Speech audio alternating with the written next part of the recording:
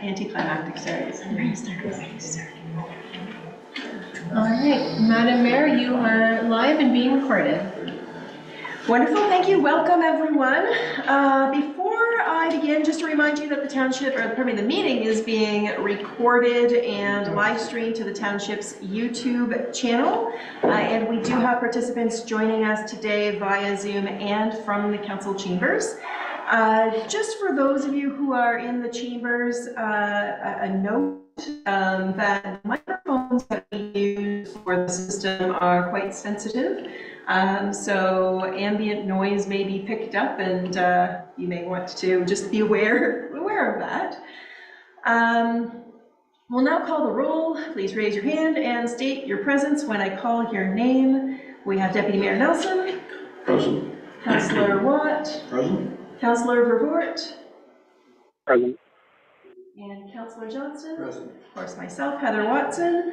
And on the other side, we have Acting Clerk Martina Chait-Hartwig. Hi. CAO Lana Arthurs. Interim Treasurer Paul Kramers.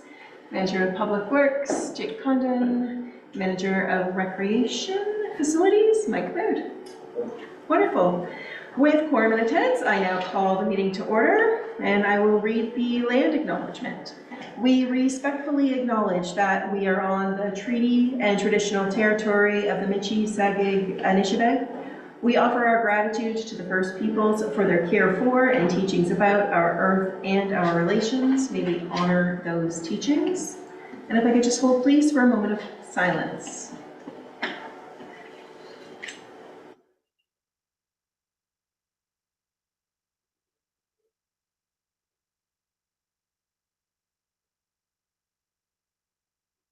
Okay, moving on the agenda, is there any disclosure of pecuniary interest? Seeing and hearing none, could I please get a motion for the adoption of the agenda? Councillor Johnston, seconded. Councillor Watt, all in favor? Just waiting for Councillor Vervoort. Are you signaling verbally? Yes. Thank you. Yep. Great, Yep. Thank you. On to item 6, the adoption of the minutes from March 7th. Can I get a motion to receive and approve those, please? Councillor Johnson? Councillor Vervoort, did I hear you seconding that? Yes, you did. Thank you. All in favor? And that motion carries. On the agenda, on the consent agenda, we have 2 items. Notice from the County of Peterborough with the appointment of weed inspectors, as well as an official plan amendment, number 72. If no one wants to hold any of those items, could we please get a motion to receive and approve those 2 items? Councillor Johnson, seconded by I'll second it. Councillor Watt's got it. All in favor? And Yep. That motion also carries. Thank you. Moving on to item number 8, delegations. We do have a visitor here on Zoom from the city of Peterborough. We have Chris Kowalik. There you are, Chris. Chris is the Community Development Program Manager with the city of Peterborough, and you are here to discuss the Community Safety and Wellbeing Plan. Yes, thank you, Mayor Watson. I do have a presentation. I'm not sure if you need me to share that, or if Martina, you are sharing that. Through you, Madam Mayor. Chris, if you could share it, that would be perfect for us. All right. Thank you.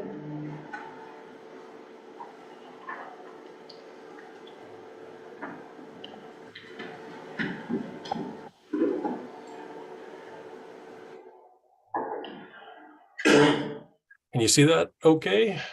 We certainly can. The floor is yours, sir. All right, thank you. Appreciate the opportunity to give a bit of an update on the Community Safety and Wellbeing Plan. The report that is included in your package is connected to the implementation strategy for the plan. It was back in July or August that Douro-Dummer Township Council, along with the city and the county and the 4 townships on the screen here, adopted the plan. We didn't include the implementation strategy in that. We were working to get this plan adopted by the Sitting Council before the election. So the implementation strategy is the cover report included, and I'm going to go through a bit of that here with you. So just as some brief background, it was back in 2019 when the province was implementing the Safer Ontario Act, requiring all municipalities in the province to develop and adopt a community safety and well-being plan. The purpose for our plan, the city and the county, is that Peterborough is a place where everyone is safe, included and part of the community. The goal is to address community priority risks through proactive, integrated strategies that ensure more vulnerable populations receive the right help from the right providers, and our desired change is to work together in new ways to address safety and well-being issues through programs and services that are available to all Peterborough residents. The framework that the province laid out is depicted by this circled chart, in that the plan aims to look more at preventative or social development interventions versus those that require, say, an emergency or incidents response. It is trying to get the right services to the right people at the right time.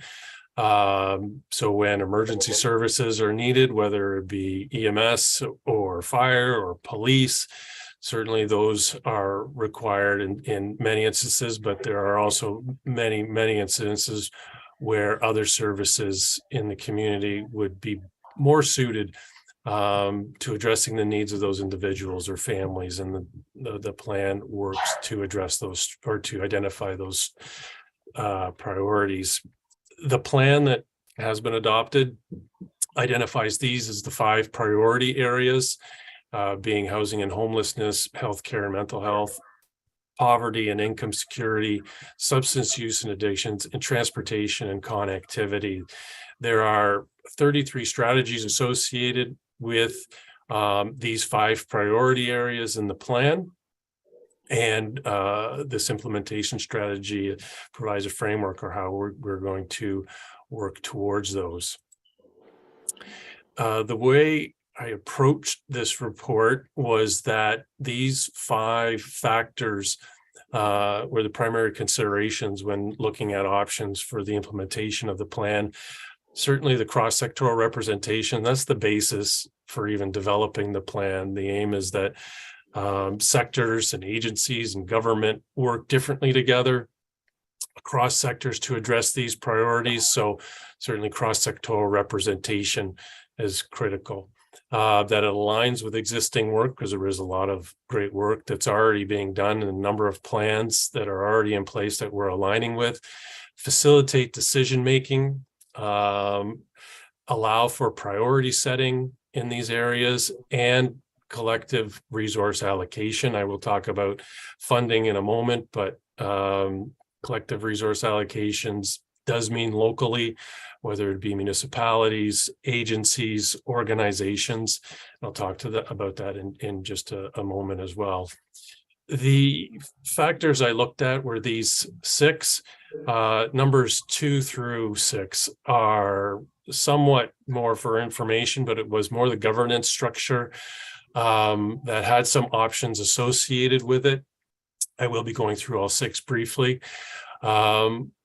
These 4 governance structures, a staff-led implementation structure, or a community advisory committee with an executive, or an advisory committee to council, or a leadership table, were the 4 that are outlined in the staff report. And it was the leadership table that was adopted as the approach both by City Council and County Council.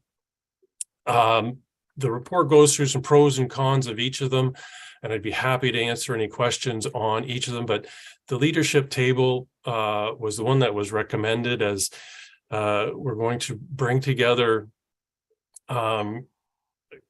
key staff in the various areas that are impacted by those 5 priority areas. So folks that will be invited to be on this leadership table are people like city and county CAO, medical officer of health, OPP detachment commander, police chief at the city, EMS, chief of paramedics, and so forth. And then sector representation from, in the mental health, addictions, and in those priority areas. I'd also be looking for representation from the township CAOs, being in a similar way that won't be inviting all of the agencies who deliver mental health services. The Ontario Health Team has a mental health and addictions working group, and they contributed to the development of the plan. I'll be asking for a representative from that group, and I just make that parallel because township CAOs meet and connect frequently, and I'll be looking for a representative from that group to sit on this leadership table as well. And the idea will be that those folks will look at the priorities identified in the plan. They will prioritize them as well, so that they will be looking at the most critical issues, and if there are ways for that group across sectors to support each other and implement strategies or advocate potentially to higher levels of government, that would be done collectively. The other factors on the timelines, we've settled on this being a 4-year plan, so it'll be in the fall of 2026 that we will renew this plan. Timelines for each strategies, as I mentioned, each of those sectors will prioritize the actions in each chapter of the plan. On the funding side, the province did not provide any funding either for the development of the plan nor the implementation of the plan. We have allocated in the 2023 municipal budget that $50,000 is being drawn from my reserve from the community development program, and that part of this work will be done through leveraging funds and funding applications. And it's clear that the responsibility for this plan lies with local communities, whether it be municipalities, service providers, and agencies.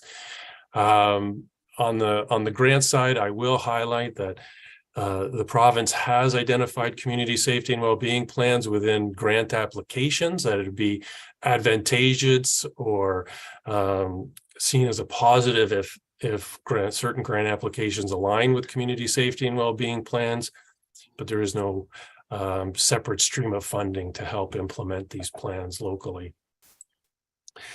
On the monitoring, communicating, and reporting, I will be preparing an annual report to councils on the progress of the plan.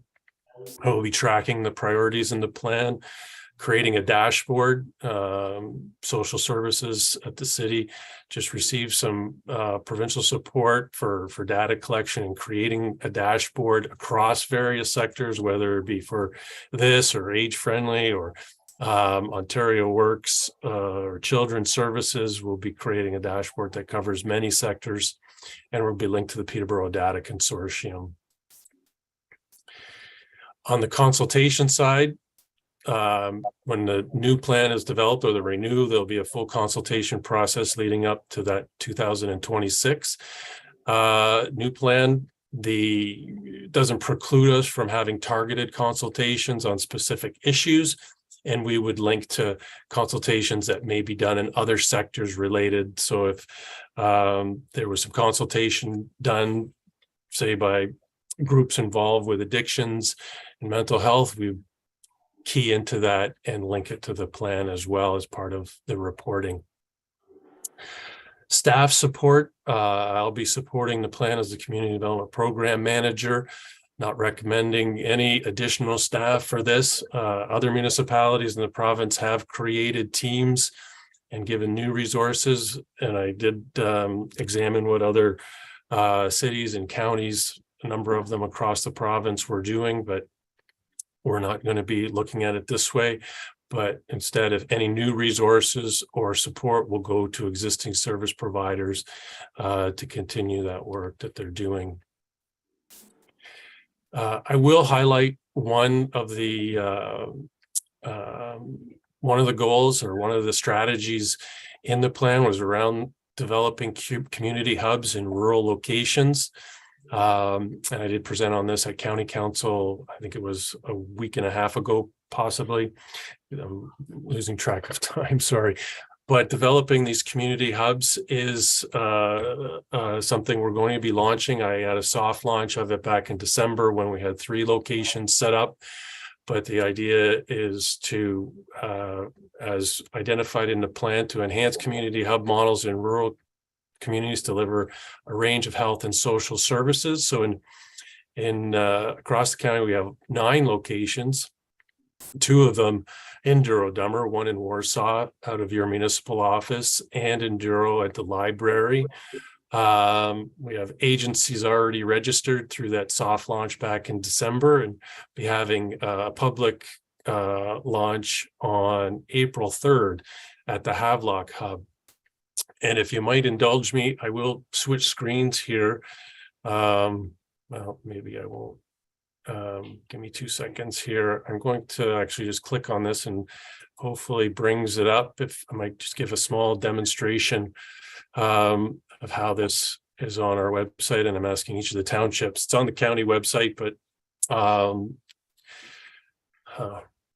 did it switch screens by chance? Are you still seeing my presentation?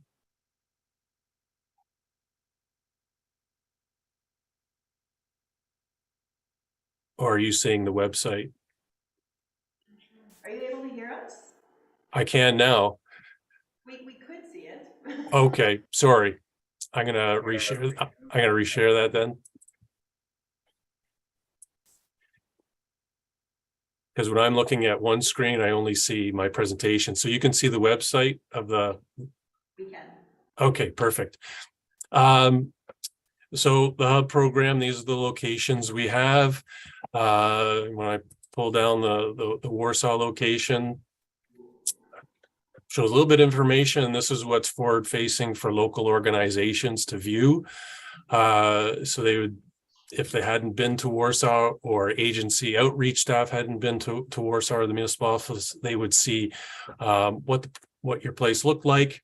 They need to complete a registration form, review a user manual, and that registration form, once it gets filled out, goes to staff at your office, and I get it, and then they get access to an online calendar where they are able to book space at your township office to deliver services. If they wanted to meet with clients or do outreach in your community, they'd be able to do that in your Warsaw location.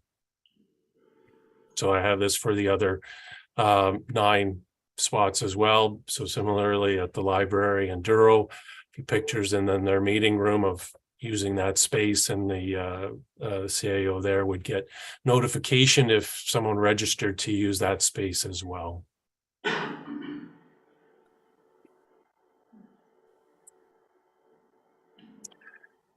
It's the end of my presentation. I'd be happy to answer any questions that you may have. Thank you very much, Chris. Counsel, over to you. Any questions? Deputy Mayor Nelson. Through you, Madam Chair. Thanks, Chris, for your presentation. A couple of questions I have is, so when somebody books one of the rooms or one of the meeting places, say at the Douro or Warsaw here, who is coming to provide the services? Like who? A different agency? Is it United Way, or who would be coming to provide services? Through you, Mayor, it would be the agencies that register. So right now we have 12 agencies, places like Elizabeth Fry Society, John Howard, CMHA. It would be them. So once they fill out the registration form, say hypothetically I worked for CMHA and I registered at the Warsaw location, I think it's Peggy in your office would get the notification of that registration.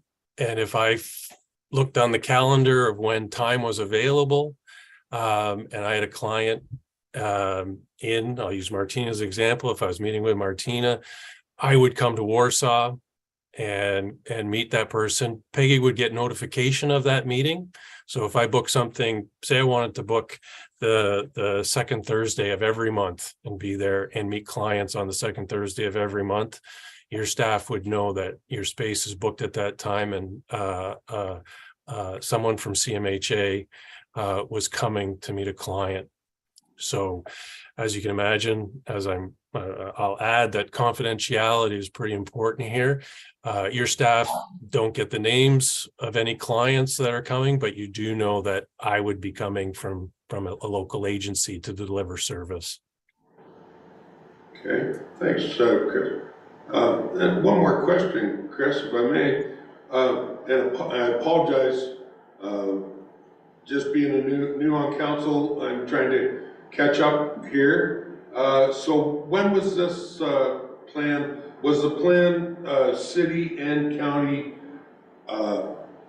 combined, or was it separate? Was it a city plan and a county plan, or how was the plan developed? It was a city and county plan. It was delivered in collaboration. I will say that, well, your township council, the previous council in Douro-Dummer did adopt the plan. So the plan is yours, and it was adopted back in, I can't remember if it was July or August.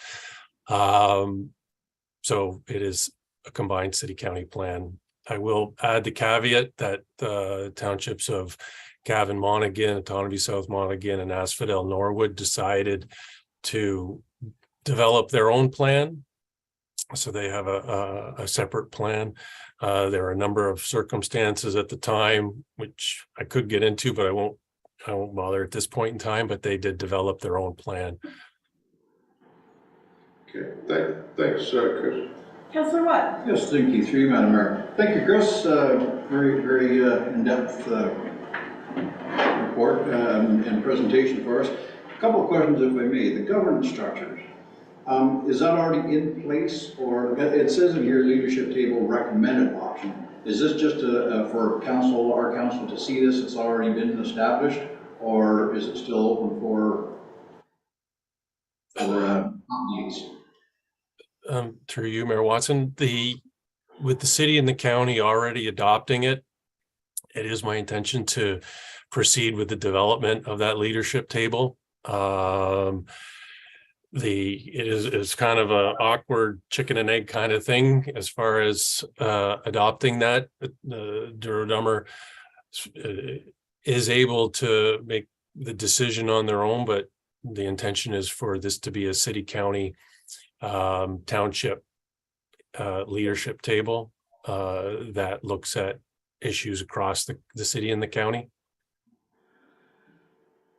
Thank you, thank you, Chris. And I guess just my question is there any openings for the general public to maybe go on this, as well as, you know, CAOs and staff and so on and so forth like that, or was it just, yeah, because there might have been, you know, there probably is some interest from the general public that may want to be involved in this also. That was the advisory committee option would have included like the recruitment, as with other city or county advisory committees, would have included public representation. And that was something, you know, I wrestled with, had many discussions about. It is clear that through the guidelines of this and the purpose of the province in requiring municipalities to have these plans, is that service providers and municipalities work differently together to deliver their services to address the priority areas. I don't discount at all that the value that the public would have on a committee like this. However, that option was not the one being recommended, nor the one that eventually got adopted. Thank you. And my very last, and you just kind of touched on it there, about the province, saying that, okay, we have to have these plans, whether you adopt your own or whether it's one like this. And it's another one of those red tape things. Why do they not give you some funding to go with it? Like that's kind of crazy. And I don't know if there's anything as municipalities, not just us, but all municipalities, that we can push back to senior government saying, if you're going to throw this program on it, you better come with some going to come and help us out here. Is there any options for that? There have been those requests. The Ontario Municipal Social Service Agency, Association, created a specific working group around community safety and well-being plans, which I sat on, that had representation from about 30 other municipalities. They did do advocacy work along with AMO, and you know how they do their budget requests or recommendations to the province. They have a whole list of areas. This was one of them that both OMSA and AMO identified requesting. There was no outcome of that. There was no additional funding. That kind of advocacy happened at that level. And it was something that came up quite frequently during these conversations. Most municipalities had the same frustration. I will say that there were different approaches across the province. Many, I would say, smaller or areas where there aren't a lot of resources, or say, a hub, like a medium or larger size city, that not a lot, the collaboration is already going as far as it can. So some of these plans were literally, checking off a box because the province were forcing them to do it. In many other communities, and it's the approach for Peterborough City and County that I'm hoping will follow, that they're really recognizing that in the development of these plans and the engagement with so many service providers, that the collaboration work is expanding, that the benefits of interacting and hearing each other's challenges and timelines and priorities, I hate using it because it gets used too much, but it is trying to work outside of the silos of service delivery, whether it be mental health or housing or homelessness or addictions, that there is that greater opportunity for collaboration, access to service in rural areas and how that's going to work as well, that those conversations will happen around this leadership table and what could be done about it. So that's the goal for this, that it's not just checking off a box, that we will collaborate as those leaders around the table who have, the decision-making authority and have some influence over the strategic direction of their organizations, that they will bring that to bear where possible and where they have the authority to do so. It may take, coming back to councils for potentially authority to do different things or asking for funding in different areas, but that would be down the road if it was something that was needed. Thank you. Councillor Johnston. Yeah, thank you. So getting back to the four options. Now, you said that the one preferred was the number 4, and it's always been passed by the county and city. Is that what you're saying? I'm sorry, I think I heard you. Yes, it had the leadership table has been approved by the city and the county. Yeah. So therefore, if we didn't agree with it, then say for instance we wanted to go with number 3, we then would have to go on our own and do it. I'd want to have further discussions, I think, about the reasons for having that approach, to see if there's something we can do. But the idea of having multiple implementation approaches, and one of the tenets of this thing is trying not to duplicate service or trying to align and use resources in a better way. I would hope that wouldn't be the direction of council, and that being involved with the leadership table would be seen as advantageous. But if it's the desire of this council to go a different way, I would be open to having that conversation. Any further questions from council? I have just a couple, Chris, kind of just picking up on a theme, I think. As it relates to the leadership table specifically, I agree that it makes sense to not duplicate efforts. I wonder if you, the leadership table, would be open to, throughout the process, receiving feedback outside of the annual reports to council, from the general public in some way, and if that's possible, how so? So perhaps not as a seat at the table, but in some other community forum or way that people can sit down and have the ears of the people who are implementing the strategy, or implementing the plan, rather.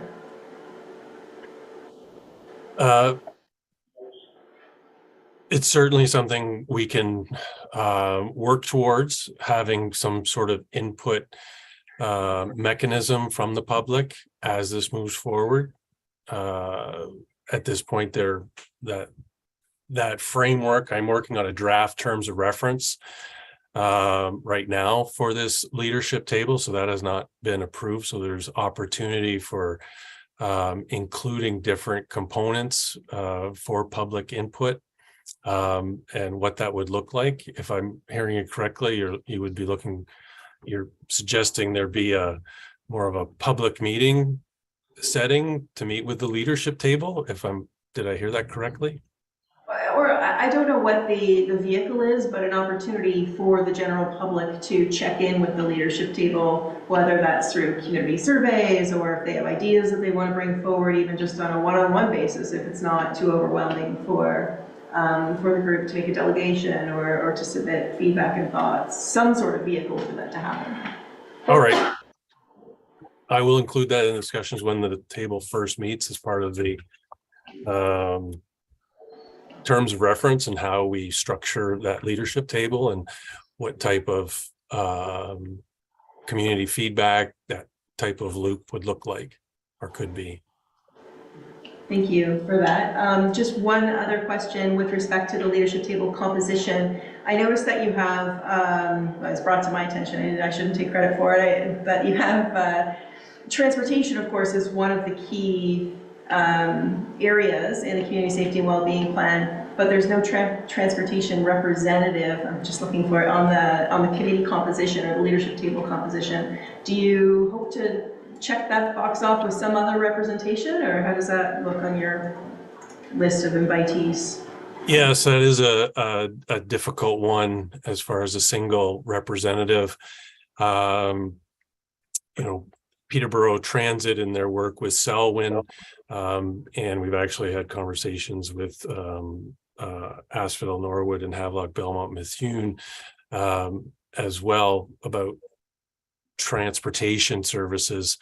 I'd be looking at that in the same light as in the mental health sector or the addiction sector, looking for a representative. I don't have an individual outside, someone from Peterborough Transit at this point in time, but that's very city focused and wouldn't necessarily be reflective of rural needs or services in rural communities. Working with Selwyn and the outcome of the link would be one opportunity to continue to have that rural perspective on a transportation option that's operating in the county. But how that's going to work will be something we have to figure out. I don't have a simple solution for a rural transit representative on this. Thank you for your comment on that. Assuming we have no other questions of Chris on the leadership table and the community safety wellbeing plan, we're just looking for a motion from council, I believe, to receive, but now I'm slightly confused because of some of the conversation. Can I get a motion from someone, anybody? Councillor Watt? Yeah, and just kind of in the gist of things, and if I miss anything, please, by all means, other councillors can kick in, but to receive the report and for Chris to take back to the table some of the questions that we've had and maybe give us just a quick update in the near future as to what came out of our suggestions here tonight. And I know the one that you wrote down was going to be for the community engagement, so on and so forth. So yeah, that would be Your motion? my motion, if that's okay. Clerk? Second So moved by Councillor Watt, seconded by Councillor Johnson. Deputy Mayor Nelson, do you want to speak to the motion? Nope. Any discussion on the motion? All in favor? That motion carries. Thank you. That was, I think, Adam. Yeah. Thank you, Okay, well, Chris. thank you, Chris, very much for your time and the update. We appreciate it. Good to see you again. Thank you for having me. Appreciate it. Okay, moving down the list, oh yeah, we did. Okay, so item 9.2, Durham Community Center sewage pump recreation facilities. Oh, I did. I'm sorry. We have a report in capital project status. Is there anything in the report that council has questions on? If not, we'll just go looking for a motion to receive. Councilor Watt? I'll make a motion to receive it and say thank you for the, how it's been going along and getting some things to off the boxes. Thank you. Second? Deputy Mayor Nelson? All in favor? And that motion carries. Now on to item 9.2, the Durham Community Center sewage pump recreation facilities. Mr. Mayor, over to you, sir. Through you, Madam Mayor, to members of council. I guess just a week or so ago now, we realized that the sewage pump at the Durham Community Center had failed. We called to get the system pumped out to have it serviced. Upon getting it pumped out and the plumbers there at the pump chamber, they took off the lid and realized it is it's a confined space situation. The plumbers that were there weren't certified to do so. To give you an idea, when you take off the cap, it was approximately 8 feet down to the pump chamber lid, and you have a 2 foot by 2 foot opening to get into the chamber, and now that makes it confined space. So the plumber that was there gave us some options. One was to excavate the grounds down to the top of the chamber to remove the confined space because you have open air just above the chamber instead of being 8 feet down the hole. After talking with the Public Works Manager and CAO and the certain conditions of that site and how close the chamber is to the parking lot, it would have made it very difficult to excavate down, let alone costs. So we looked into securing a plumber certified in confined space. We've reached out to a number of places. We've heard back from 2 plumbing services. One did come and look and failed to provide us a quote, and we are waiting on another one that would be potentially given to us tomorrow. Just going through the estimates and the pump costs, we were able to find a cost or a pump that we would need that takes about 3 to 5 days to deliver through one of our suppliers, which would end up saving us some money if we go that route. And I guess the other thing is just we've pumped it once, we've had to pump it again because it is now essentially a holding tank, and we'll have to pump it a 3rd time to get the work done. So we're hoping to have this done, wrapped up by the end of the week, first of next week. Just initial estimates, we're looking between $9,000 to $10,000 mark at this time. But I won't have those exact numbers until we figure out the exact amount of hours that plumbers need to do the work. We also did realize that the alarm system should have activated. We should have been aware of this much sooner than we were. Essentially, it was way overdue for pumping, I guess, like since the pump failed. So, talking with the building department, it's recommended that we make sure those alarms are in working order again. Some of the electrical issues that we have, in the sense that some of the wiring disconnect is actually down in the well tile. So we should be required to move that electrical out and have a proper disconnect. So that cost would be about $2,600 through electrical. And that's included in the $9,000 to $10,000 estimate. Great, thank you very much. So at this point, just to be clear, because this is a health and safety issue, you're looking for a motion simply to receive, apparently our CAO wants to add something, yes? Mayor Watson, I was just conversing with our treasurer. It may be easier for us, although we can use the emergency provision within the procurement policy. We were attempting to get the 3 quotes as we felt we had some time to do that. So because we are here in the council setting, I think it would be cleaner if we had a motion from council to allow us to use reserves from the working fund. If you would set an upset limit for us. I'm sorry, Mike, can you just confirm the 9 to 10? Did that include the pumping?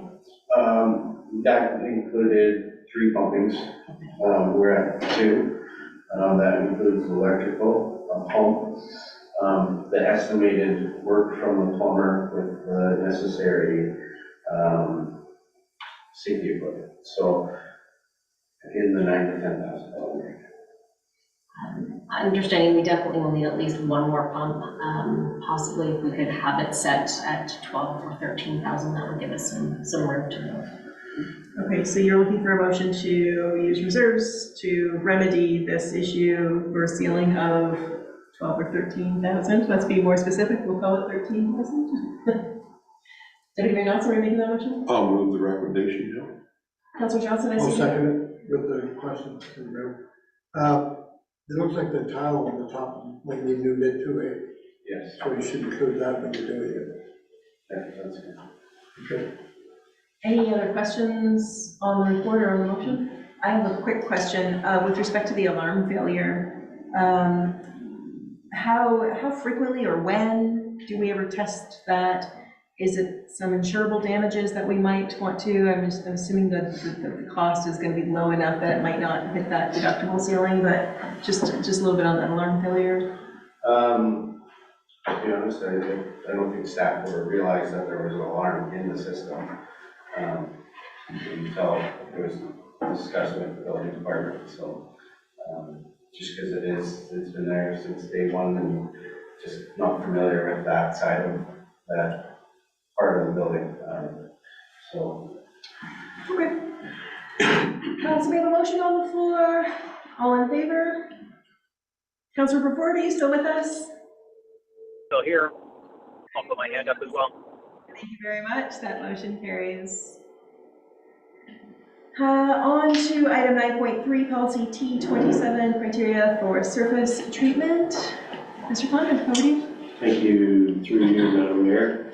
The recommendation before you is that the Public Works 2023-04 report dated March 21st, 2023 regarding the policy T27 criteria for service treatment be received and that council adopt the updated policy as presented. This is pretty straightforward. The policy was brought forward to committee of the whole meeting previously. It's been updated now with the approved changes from that meeting, and to enact the updated policy, we now need council's approval to do that. So, Thank you very much. Questions from council? Now I make a motion to receive it. We have a motion. Anyone seconding that? Deputy Mayor Johnson? Councilor Purford? Just a question. Go, over you. Sure. I wouldn't mind down the road going over that sometime at a meeting, just to break down on distances and houses and one thing after another. I know we did that quite a few years ago, but I'd like to, because I see some things have changed. I wouldn't mind sitting down and going over that down the road.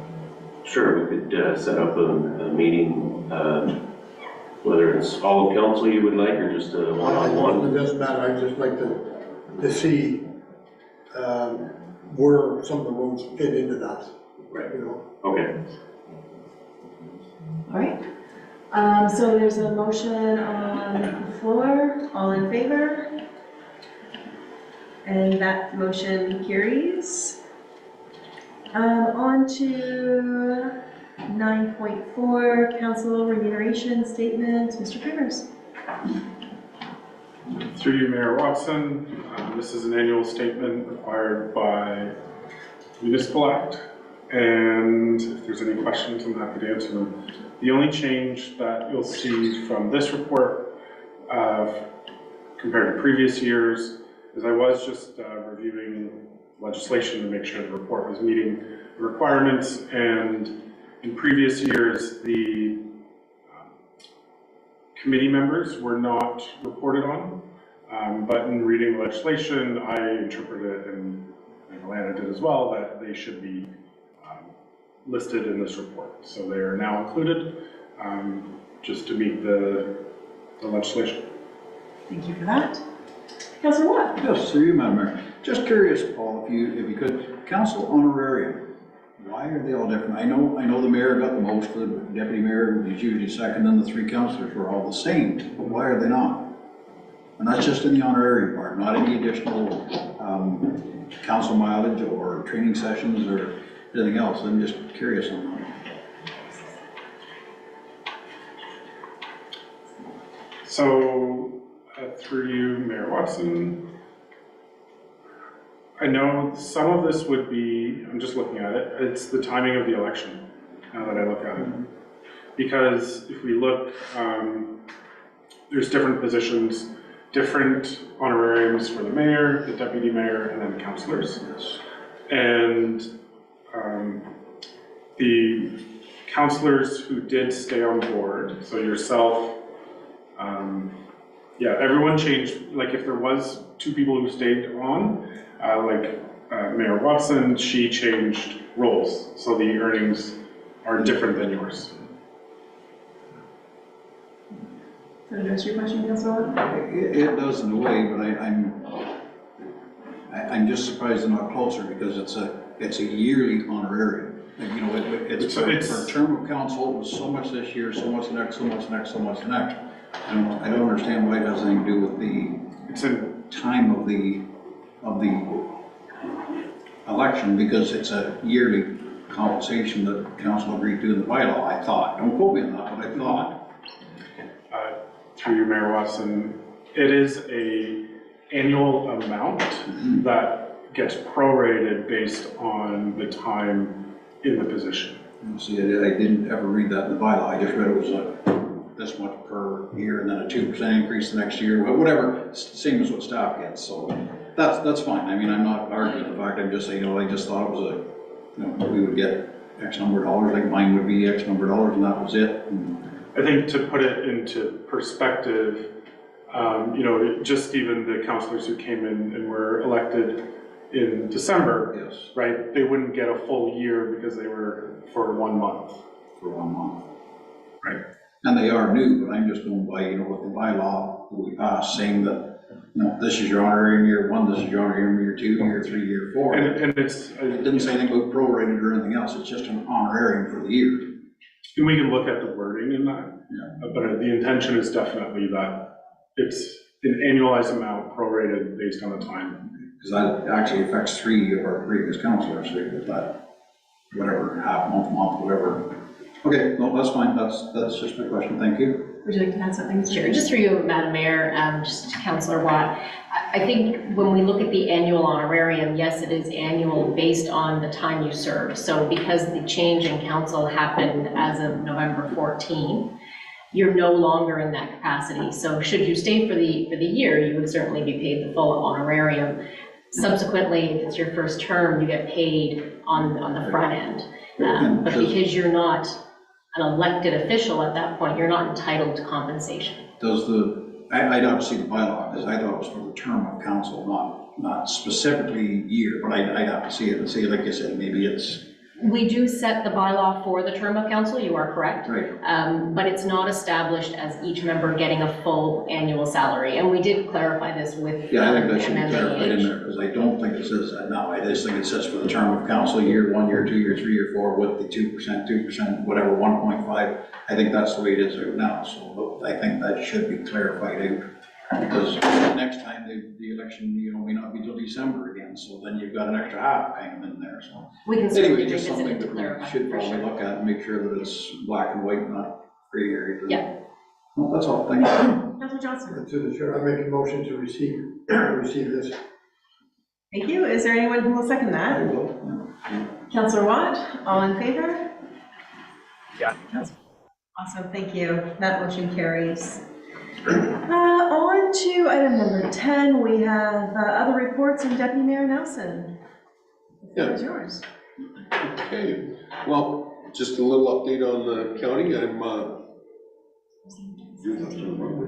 Yeah, Eh? yeah, it's, Yeah, sorry. I was thinking it was your ATV item, it's Yeah, further no, on, but it's your No, county. sorry, it's my council. county comment. I Yes, apologize. it's the county. Sorry, I thought I was mistaken. Me too. Anyways, I was not at the last county meeting. I was on holidays and Councillor Watt was sworn in to his position. Now we can send a representative in Heather or my place or to represent the township on county council. And anyways, thank you, Mr. Watt, Councillor Watt, for attending on my behalf. And I'll maybe let you speak on a couple things. One thing I wanted to bring up is that the county budget has now been passed. I believe it was 4.04, I believe. That was our final resolution. I think that was our final, it went back and forth a few different meetings there, but anyways, I believe the final number that came in was about a 4.04% increase, which amounted to approximately $56 per 260,000, if I was correct on that. Increase for the county levy. So it's actually pretty similar to what our township levy was. It was pretty close to what our increase was. So on a property based on that assessment, why we're looking at probably $100 per year for a $260,000 assessment, roughly. Anyway, so it was good. It was a lot of work on county staff and county council to reduce that budget and get it down that everybody was happy with. And as everybody knows, inflation was very high. We've all been very high with inflation and just, well, alone the fuel expense for all municipalities, including the county, is something we have to deal with. And in order for us to keep turning the wheels and provide the services that everybody wants, unfortunately, we have no choice but to raise the taxes and put them there. And further from that, anyways, I'm going to ask Mr. Watt if he wants anything to add from his experience or his time that he went in on my behalf, which I thank you again for doing, and I'll turn it over to if the chair will allow that. Through you, Madam Mayor, yeah, thank you. It was a good experience and well, much welcome. It wasn't crazy amount of stuff to absorb at the first meeting, and they helped me along quite a bit, and I actually got on the agenda, or on the minutes twice, so 3 actually being sworn in, but the only thing, and I don't know how much people follow the county agenda and stuff like that compared to what they do for our own township, but there's a spot in there where there was a bridge that was quite a concern, and a big amount of money that the county has to put out to bring this bridge into today's standards and so on and so forth, keep it up. This bridge was inherited back in 100 years ago, and it's smaller than than what the standard bridge is for the county to take over. But in the meantime, they've made a deal with, and it gets used for the snowmobile trails and ATV trails and so on. So they are in the process of doing work on it. They've got the tenders back in. It's being finished, and when it's all done, it's going to transfer to Havelock Belmont so that they will be responsible for it from this point forward, as it should be because of the size of it, and the county will be off the hook for any future costs. That's that's about it for me. Thank you. Thanks. All right, good. So do we need a motion to receive that report? Can I get a motion to receive the report, Councilor Johnson? Thank you. Seconded by Deputy Mayor Nelson. All in favor? That motion carries. Councilor Vervoort, you still here? I am indeed. Okay, so moving on to item 10.2, I have a report regarding the council appointment to future arena facilities ad hoc committee. The report is before you today that that basically I be replaced as the person on the committee by Councilor Johnston. The committee was started after the Hockeyville mid to late last year. I was on that committee and carried forward on that committee into the new term of council, just to be part of their discussions around budget and budget need and community engagement. But now that that work is passed and underway, it makes sense to put Councillor Johnston on that committee as it falls within his portfolio for, where did I find it? I just lost it. The portfolio for recreation, seniors and health. There we go. Sorry, folks. And of course, I spoke with Councillor Johnson. He is willing and able to step up and sit on that committee. And the committee is aware of that change. So I'd just be looking for a motion to support that recommendation today. I will make that motion to support that recommendation. Councillor Watt. Deputy Mayor Nelson. I'll second it. All in favor? And that motion. So I sent you, Terry? It's all yours. And then on to Deputy Mayor Nelson, report on a request from Peterborough County Trails ATV Club regarding County Road 6 and 44. Yeah, through you, Madam Chair. At the Committee of the Whole meeting held on February the 14th, Whitey Hammerspaw of Peterborough County Trails ATV Club, which is in attendance today, thanks Whitey, made a request that the township approve the use of sections County Road 6 and County Road 44 to allow riders to travel into the township of North Forth from the county forest and other nearby trails. In response to the request, the committee passed the following resolution.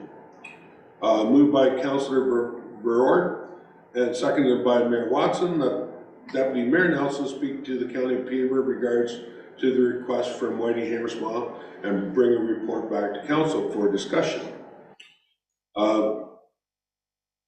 I had a chance to meet with Brian Weir, who is the Senior Director of Planning and Public Works for the County of Peterborough, regarding this request.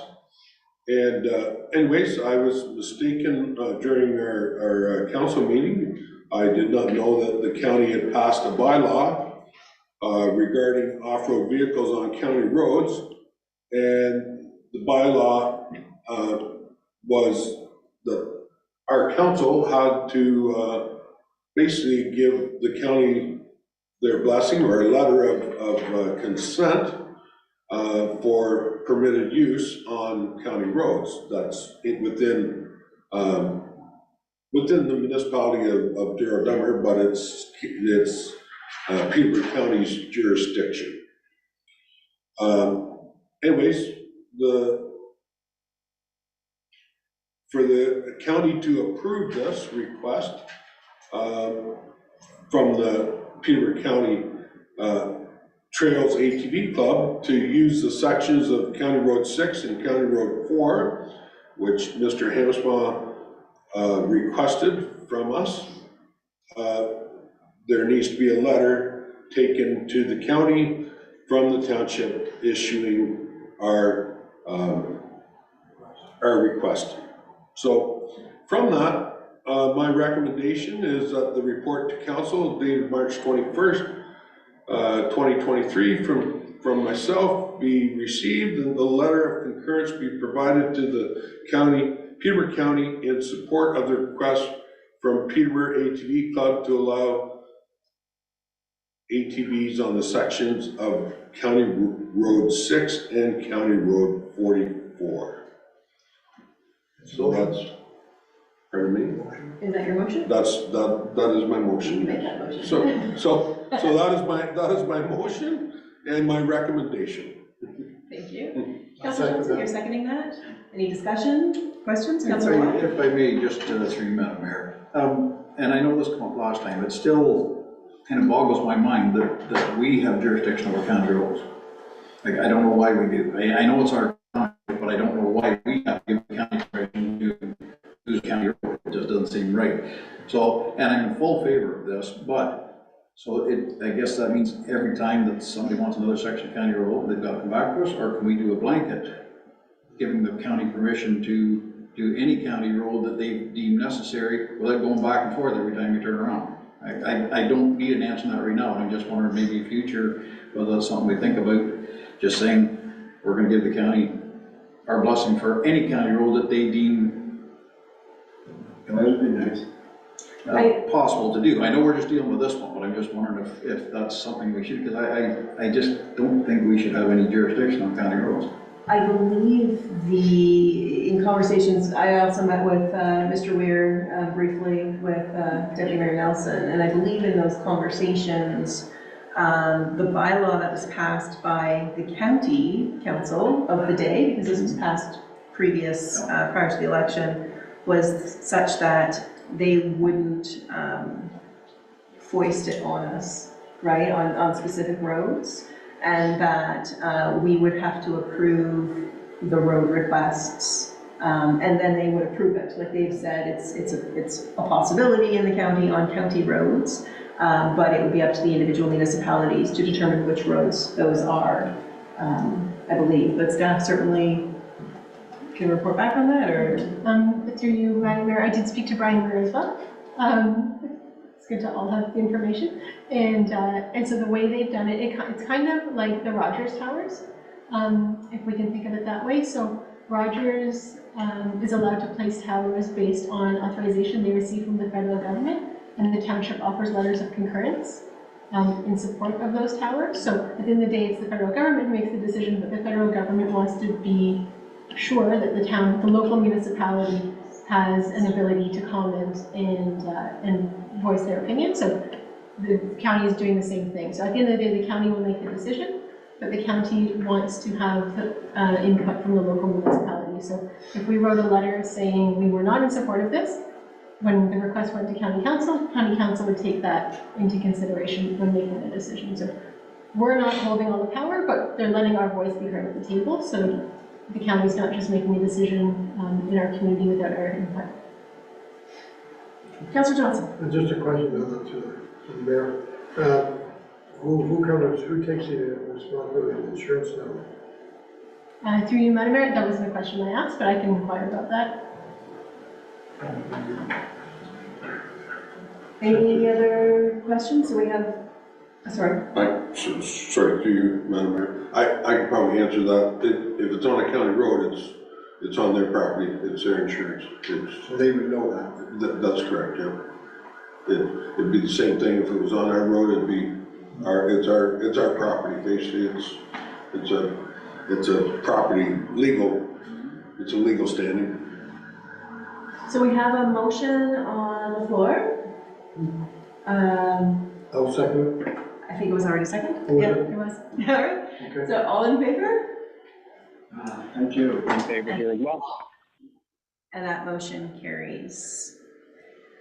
Okay. Should I have a question? Typically we don't from the chambers, but of course for you, sir. I'm just waiting. Yes, of course, we're waiting. What do we do now moving forward to the county? Does the township have to put in a letter saying that you're approved this? I I believe the Should I clerk move will, forward on this? yep, the clerk will send a record of today's motion, Yeah. and then they'll take it forward to county, probably in a separate report. It will come to county Because council they for already discussion. technically have approved it.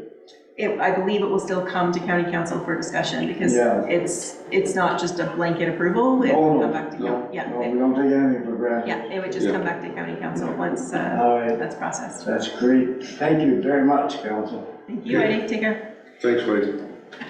Okay, moving on to item 10.4, we have the Public Library Board meeting minutes. Could I please get a motion to receive those? Councillor Watt, seconded by Deputy Mayor Nelson, all in favor? And that carries, thank you.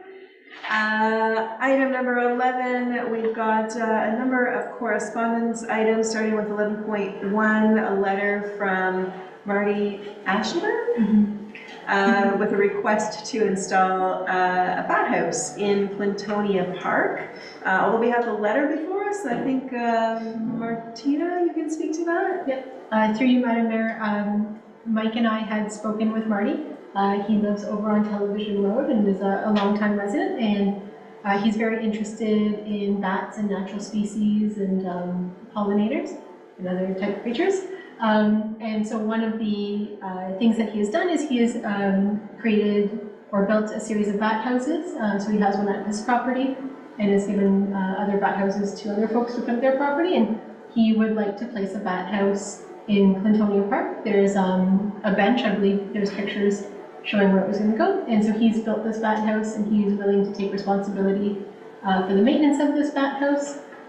He would just ask that the township allow him to place a post with the help of the Public Works and or Parks and Rec Department, so we can try this bat house out and see if it makes a difference.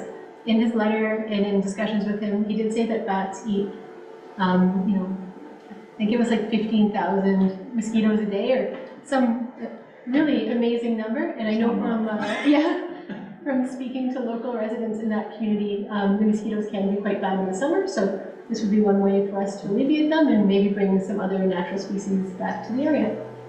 Thank you for that. Any questions from council? Deputy Mayor Nelson? Through you, Madam Chair. Is there going to be any negative impact from some of the residents about us attracting bats to the park?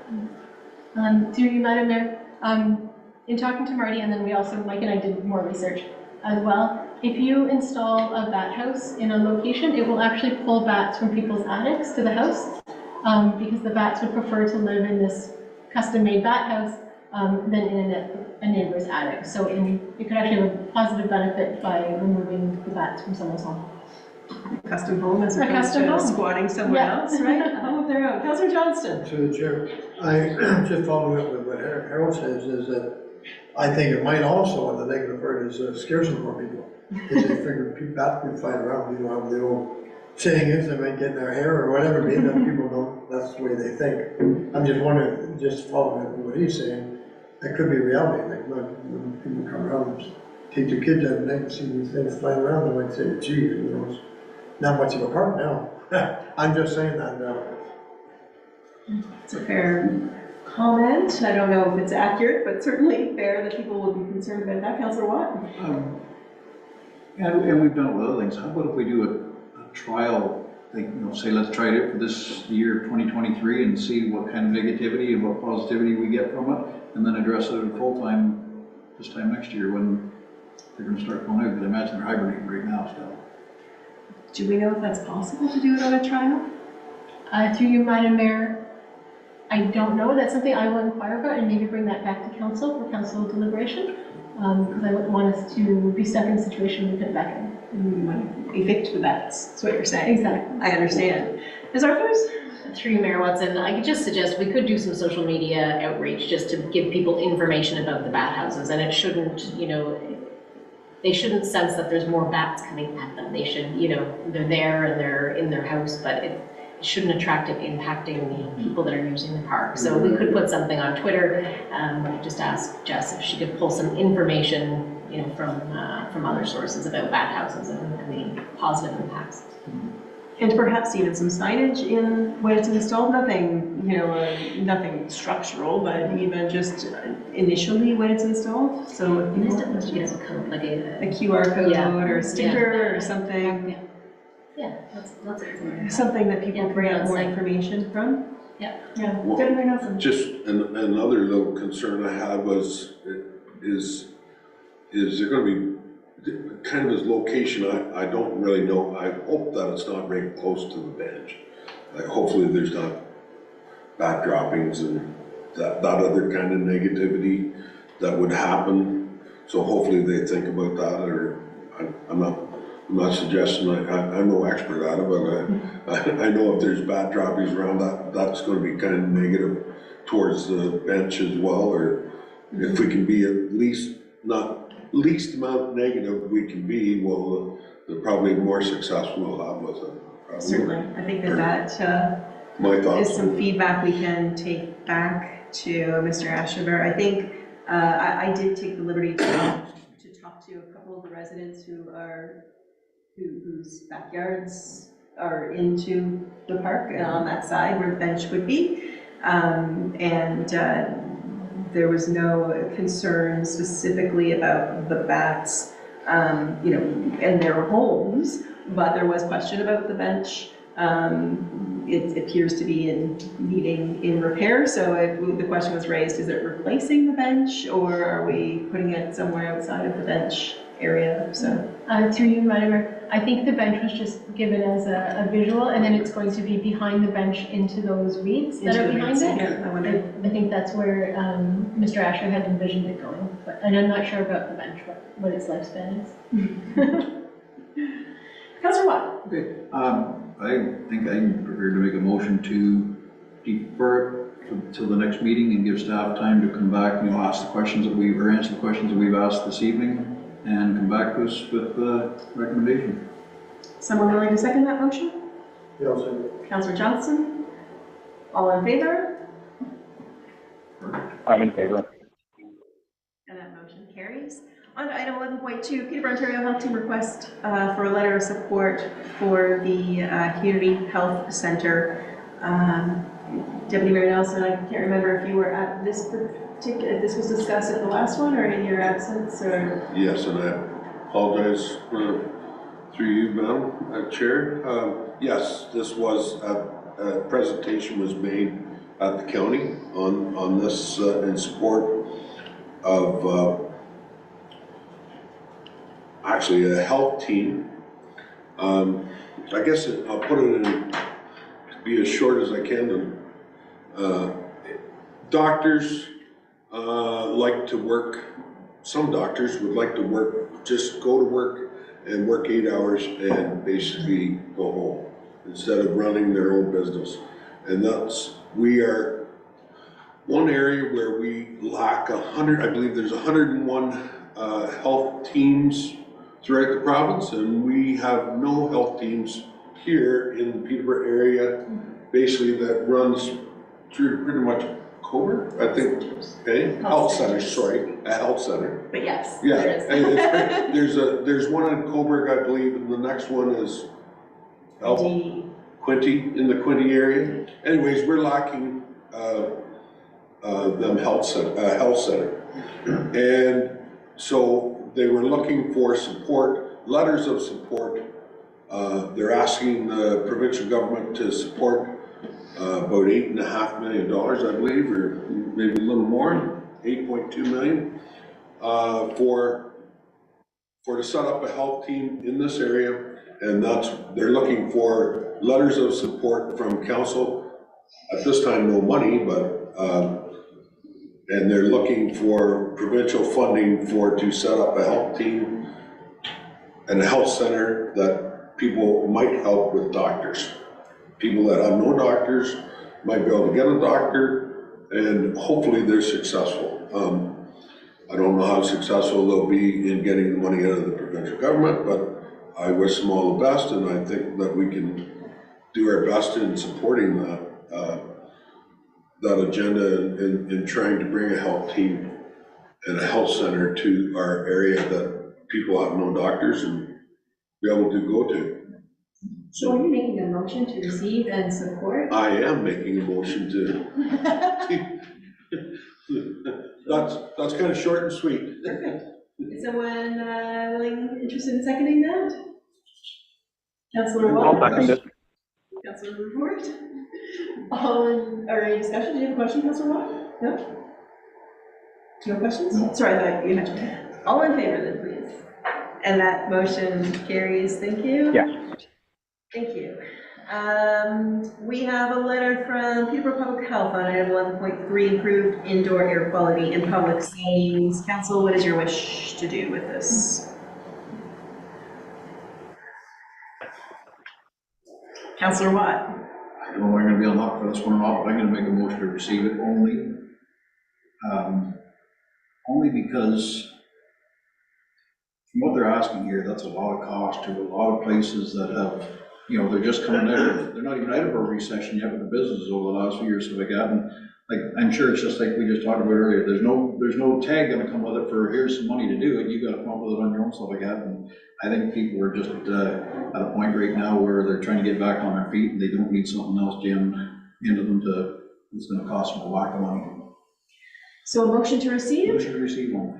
Anyone to second it? I'll second that. Deputy Mayor Nelson? I'll just make a comment to the chair, is that we have a narrow statement of opinion, and the biggest thing is to make sure it's working right. So we should be checking that because it's gotta be cleaned and that periodically. So I mean, if we've got that in there, that helps an awful lot, bring fresh air into the building. So I think that's very important that we check the maintenance on that. That's a good point. Thank you for raising that, Councillor Johnston.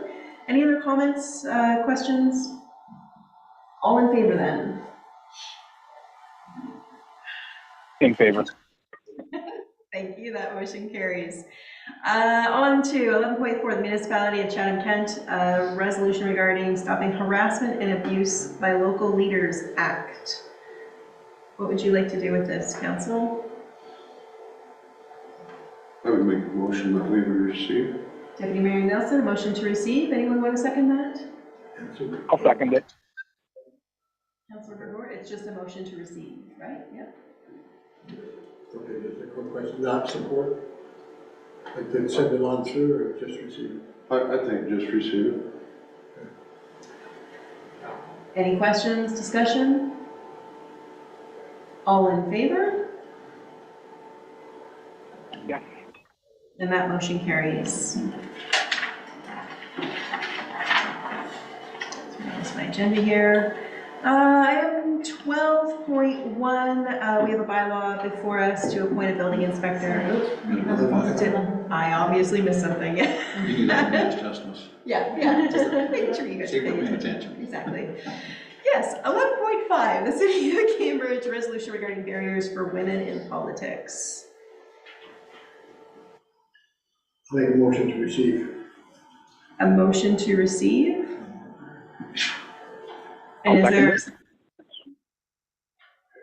Okay, seconded by Councillor Report. And just curiosity, and I'm not saying anybody here is gonna know, but like, I don't see that in our area. Like, is it something that is a problem as well? Like, is there a big problem with how women are treated in politics compared to what men are? We have a lady mayor. I mean, you know, it's like. Yes, you do have a mayor who is female. Yes, so. I don't know, like, I'm just curious, is this a big issue across Ontario, or is it just maybe local? I mean, I've never heard this before, like, that there has been a problem, even at conferences, that you see all kinds of both men and women at conferences that are, you know, in politics and so on and so forth, so I'm not sure that how big of a issue it is. So this is me speaking to the motion that's on the floor. It is an issue. I can tell you as an individual, I can tell you as a woman who knows other women in politics, I can tell you based on the conversation that's at the table around not just women in politics, but just women at the table, period. There's lots of books, one written by Dr. Betsy McGregor, Women on a Ballot, that is specifically stories from, I believe, 90 women politicians from across the country talking about the concerns, and that years of research and interviews and that's gone into that, and then there are other books on the subject as well. So personally, it's something I feel strongly about. So I would, although there's a motion on the table to receive it, it's not one that I wouldn't support that motion. I would prefer that we support it, but that's up to the will of this council.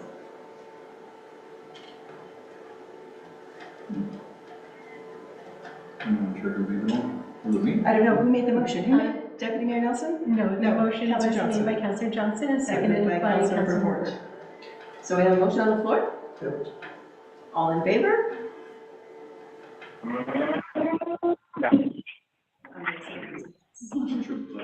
And that motion carries. Moving on to item 12, we're on 12 now officially? Thank you. We have a bylaw for appointing a building inspector, bylaw enforcement officer. Can I get a motion for that, please? I'll make the motion. Councillor Vervoort, seconded by Councillor Watt, with a question. If it's through me, through you, Madam Mayor. So when we do a bylaw like this, do we need to put in if it's a temporary position or whether it's just a position period, or how does that work? Because I think this is our temporary one, but I'm not sure. So does that have to begin as a temporary in the bylaw? Yes, Through you, Madam Mayor, when Mr. Wynn's contract is up, we would repeal this bylaw. That's fine. No, I'm just curious. Thank you. Perfect. And then Sorry, a question through you, Madam Chair. Is there a chance that council will be able to meet the gentleman? Through you, Madam Mayor, we do have our strategic plan meeting on Thursday, starting at 9:30. And all of council is there, and then all of staff have been invited to participate as well, so you'll have a chance to meet everyone at that time. Okay, thank you. Great. Any further questions? the calendar this morning said 9 o'clock. Mine too. Oh, okay. Is it 9 or 9:30? 9. Okay. 30? Oh, okay. I guess we can. Okay, so we have a motion on the floor. Let's take that business. All in favor? Great. That motion carries. Making a quick comment on that, Mayor Watson. Please. I think when we put the placeholder in your calendars, we said 9 o'clock, just because we weren't sure what the agenda would look like. The agenda that went out just yesterday, Great. I believe indicates a start time of 9:30.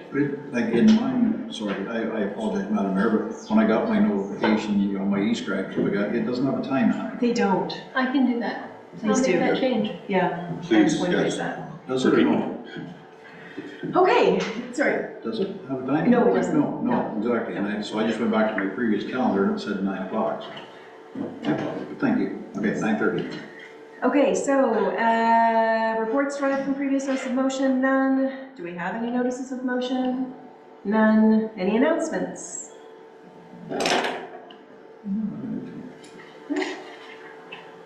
I will, Sorry. go ahead.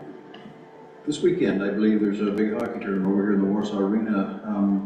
It's under 11s maybe. There's like gonna be like 20 odd teams over here for and I think it has something to do with the OMHA, so it's kind of nice to have that, but it's gonna be in the Warsaw Arena for 3 days, Friday, Saturday, Sunday, by the whole thing. Great.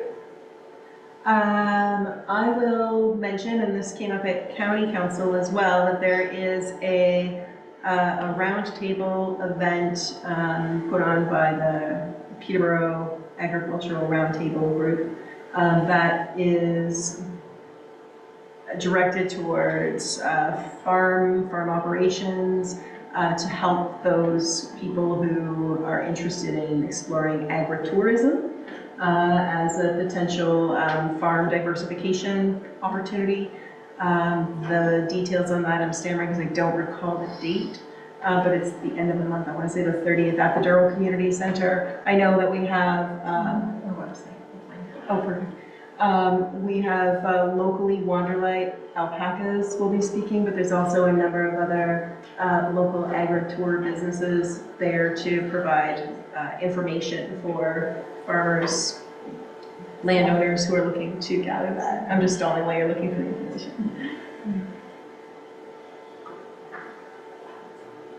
Oh, that was, no, that's a different event they were hosting. 7 to 9 It's from 7 to 9 on the 30th? on 30. Thank you very much. Okay, thank you. We have no closed session. I got one Yes, more. oh, I'm sorry, Councilor. One more announcement to the chair. On the 29th of April, the Lions is having a roast beef supper and a live auction. And I would like to see all council there. And you will be paying for your own ticket. And your spouse. We have some of it upstairs here on the 29th. It's on a Saturday night at 6 o'clock. So I'm just letting you know that I expect to see you there. Indeed, with bells on. Sorry. Deputy Mayor. Yes, I just thought of another announcement, and that is Durham Minor Hockey is having a card party or card tournament on Friday night at 7 o'clock, I believe, at the Douro Arena. Yep. 7, I think it is. So anyways. Okay, thank you for that. No closed session, just a motion for the confirming bylaw, please. All of you, Councillor Watt, Councillor Johnston, all in favor. That motion carries. And just make note, so yes, we do have a special meeting for our strategic plan on March 23rd, that's Thursday, and our next regular council meeting is April 4th. Motion to adjourn. Councillor Vermont, Councillor Watt, all in favor. And that motion carries. Thank you. Thank you. That's at 9:30.